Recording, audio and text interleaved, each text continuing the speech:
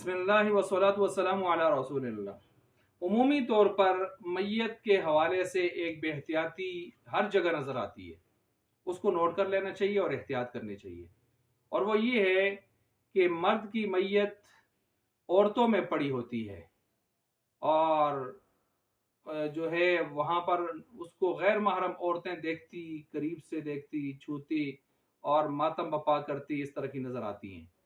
हालांकि याद रखें, मरने के बाद भी पर्दा ये चीज़ें कायम रहती हैं। ये नहीं है कि वो सबका महरम बन जाता है या उससे वो जो है सारे अहकाम उठ जाते हैं और औरतें आप उसको देख सकती हैं, ऐसा मसला नहीं है।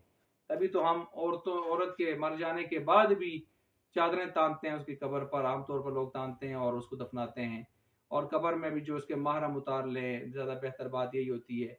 और बल्कि जन्नत में भी पर्दा है, वहाँ पर कोई जन्नती की औरत को जो है दूसरा जन्नती नहीं देख सकेगा।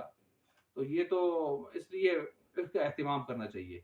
तो इसलिए मर्द की मैयत जो है वो मर्दों में होनी चाहिए, औरतों में नहीं होनी चाहिए। और इससे बहुत सारे मफासिद से भी आदमी बच सकता है कि वावेला और ये मातम और कर्स कसीदे मरसी है और दौड़े और जो जो इस किस्म की खुराफात औरतें करती हैं, तो उससे भी जान छूट जाएगी। हम हारिम औरतों को कुछ वक्त के लिए वक्तन फ़वक्तन दिखाया जा सकता है, मौका ब मौका एक मुनासिब तरतीब से।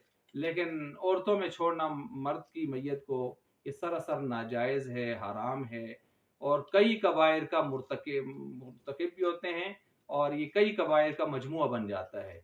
तो अब ऐसे वक्त में तो उस पर रहमत लानी चाहिए थी, लेकिन अफसोस इस तरह के किरदार से उस पर रहमत की बजाय लानत बरसाई जा रही होती है। अल्लाह ताला हमें इस मसले को समझ कर अमल करने की तौफीक